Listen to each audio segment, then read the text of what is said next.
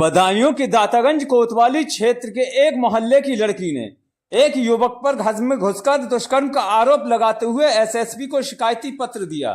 खबर बदायूं से है। बदायूं के दातागंज कोतवाली क्षेत्र के एक मोहल्ले की रहने वाली एक लड़की ने शुक्रवार को एसएसपी डॉक्टर ब्रजेश कुमार सिंह को एक शिकायती पत्र दिया है, जिसमें लिखा है कि दातागंज कस्बे के एक मोहल्ले का रहने वाला एक युवक उनके घर में घुस गया और तमंचे के बल पर लड़की के साथ दुष्कर्म किया।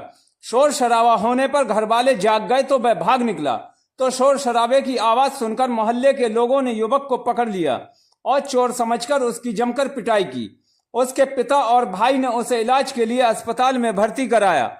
उसके बाद लड़की ने दातागंज कोतवाली में शिकायत की, लेकिन ना तो उसका मेडिकल कराया गया और ना ही उसका मुकदमा दर्ज किया गया। इस मामले में उसने एसएसपी से शिकायत कर मेडिकल परीक्षण कर मुकदमा दर्ज करने की मांग की है। वहीं आपको बता दें, कुछ दिन पहले एक युवक अरशद का मारपीट का वीडियो वायरल हुआ था, जिसमें पुलिस ने लड़की के परिवार के 3 लोगों को गिरफ्तार कर जेल भेज दिया था। अरशद नाम का लड़का 3-3:30 बजे के टाइम मेरे घर पे घुस आया था। मैं अलग कमरे में सो रही थी और मेरे माँ बाप अलग कमरे में सो रहे थे।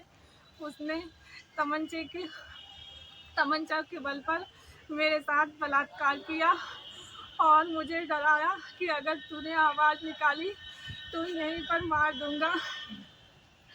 फिर मेरे माँ बाप उठ गए तो